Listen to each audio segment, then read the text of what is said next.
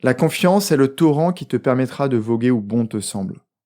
Au fil des accompagnements, j'ai fait un constat saisissant. Certains espèrent se créer la confiance dans un environnement où le plus fort des génies ne pourrait rien pour eux. D'autres veulent s'en créer avec un système de pensée totalement biaisé. Dans cet épisode, je te propose 2 angles de vue qui vont radicalement changer ta perception de la confiance et qui vont te permettre de la réactiver. C'est cette confiance qui te permettra de passer à l'action pour te créer cette vie riche, épanouie et pleine de sens. Bienvenue sur Dépasse-toi, je suis Sylvain et la promesse de mon podcast est simple, t'aider à te créer la vie que tu mérites. Quand je ne suis pas devant le micro, j'accompagne les personnes sensibles à se transformer.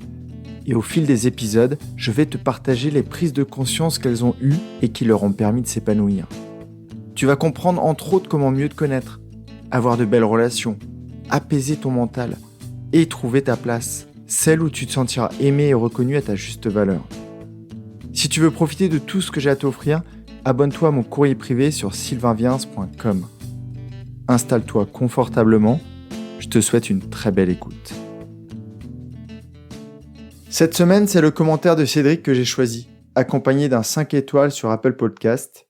Il me dit « Sylvain est une personne aux valeurs humaines fortes qui partage généreusement ses conseils d'une façon simple et efficace pour éclairer le chemin de ses auditeurs. » Merci Cédric pour tes mots et j'espère que cet épisode apportera encore un peu de lumière sur le chemin du bonheur de mes auditeurs.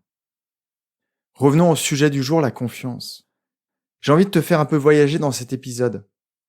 Imagine un paysage de Provence, comme ceux des histoires de Marcel Pagnol.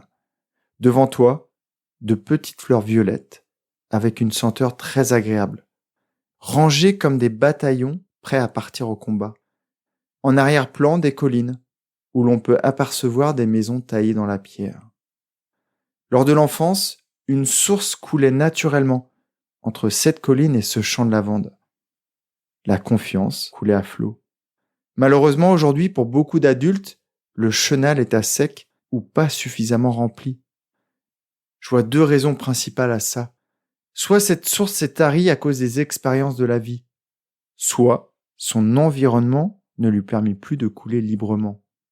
Ensemble, on va regarder ces 2 causes de plus près.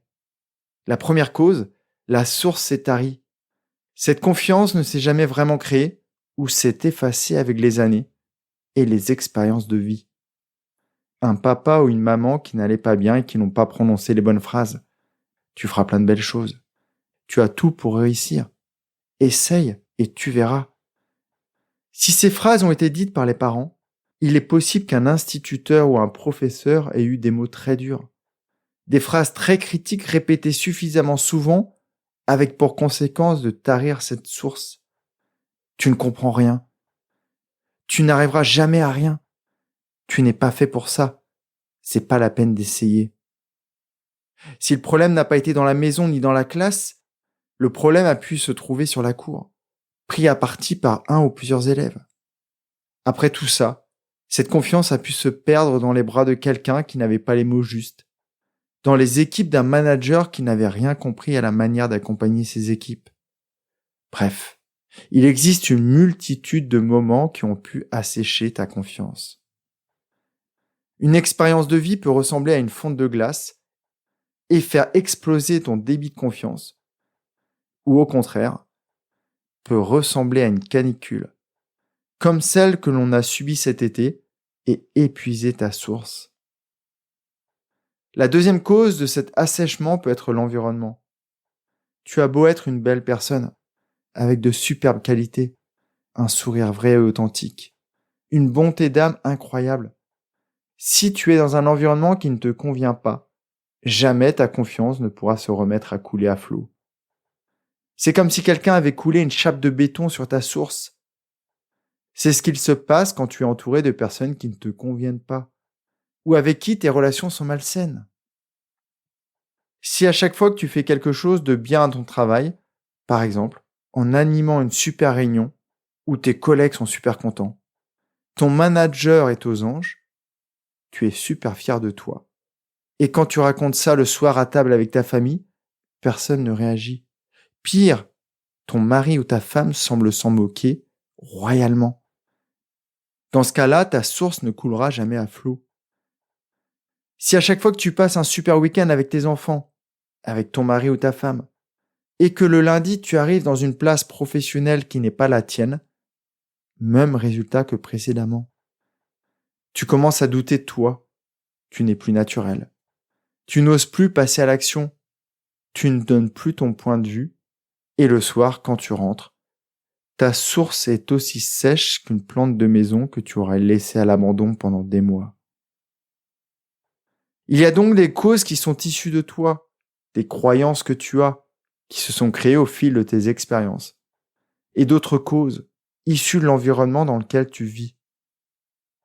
Un enfant qui aurait été dans un bel environnement, entouré de personnes reconnaissantes, aimantes, positives. À l'âge adulte, cette personne aurait devant elle un torrent de confiance qui pourrait la faire voguer où elle veut, lui faire accomplir tout ce qu'elle désire. Alors, comment augmenter le débit de ton cours d'eau, qu'il soit à sec ou qu'il coule déjà plutôt bien? La première étape est de prendre conscience de la cause de ton manque de confiance. Est-ce que ce manque est dû au passé, à ces phrases que tu n'as pas entendues, ou au contraire que tu as trop entendues, ou à ta vie actuelle, à l'environnement que tu côtoies, professionnel, amoureux, familial ou amical? Si tu t'es reconnu dans la première cause et que ta confiance s'est asséchée au fil du temps, rappelle-toi des expériences qui t'ont meurtri. Pas dans l'idée de créer de la colère ou de la rancœur, mais dans le but de te soigner, d'alimenter ta confiance en toi en rejouant ces scènes du passé. Tu vas alors comprendre que tu es capable de faire plein de choses. Vois-toi par exemple dans ta classe de cours, tenir tête à ce professeur et lui expliquer que tu es largement capable de réaliser ce qu'il te demandait. Vois-toi dans les bras de cet amoureux et explique-lui comment il est passé à côté de toutes tes qualités. Vois-toi dans les expériences qui ont asséché ta source et modifie-les à ta guise, afin que leur trace émotionnelle soit différente et permet à cette source de redevenir un beau torrent.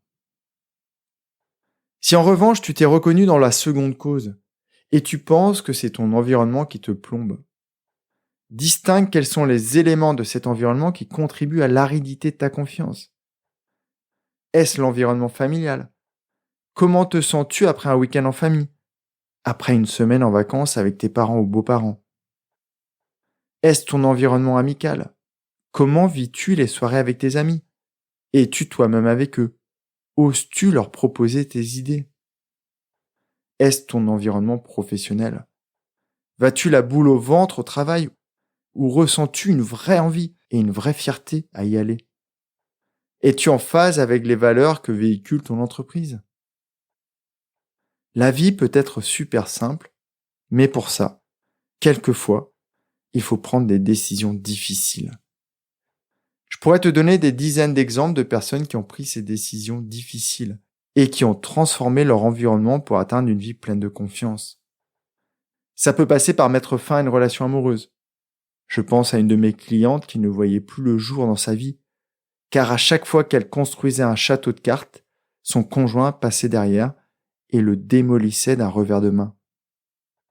Ça peut passer par une rupture professionnelle. Je pense à un client qui avait tout pour réussir, sauf un encadrement qui ne lui laissait aucune chance de retirer les étiquettes du passé qui lui collaient à la peau. Ça peut passer par avoir une discussion sincère avec ton entourage. Certaines personnes ne changeront jamais, mais d'autres ne se rendent tout simplement pas compte. Je peux aussi te donner de nombreux exemples de personnes qui ont changé de vie en comprenant tout simplement que c'est ce qu'elles pensaient d'elles-mêmes qui était faux. Elles se sont rendues compte qu'elles pouvaient réussir de grands projets et atteindre de beaux objectifs de vie. Pour ça, rappelle-toi toutes les belles choses que tu as déjà réalisées par le passé. Parcours ta vie et revis les bons moments de ton existence pour que tu permettes à nouveau à ta source de jaillir. J'ai envie de te répéter cette phrase qui me parle de plus en plus. La vie peut être simple, mais pour ça, quelquefois, il faut prendre des décisions difficiles. Je te laisse à cette réflexion en espérant que ton débit de confiance explose dans les jours à venir, inondant ton quotidien afin que tu te sentes capable de naviguer vers la vie que tu mérites. Si tu as besoin d'un co-capitaine pour ça, tu sais où est mon port d'attache. En attendant le courrier de jeudi, questionne-toi. Si tu as aimé cet épisode, il plaira sûrement à un de tes proches, alors pense à le lui partager tout de suite. J'espère aussi qu'il te donnera envie de me laisser un avis 5 étoiles sur ta plateforme d'écoute. On se retrouve jeudi dans mon courrier pour faire encore un pas de plus vers la vie que tu mérites. Prends vraiment bien soin de toi et passe une très belle journée. Bye bye.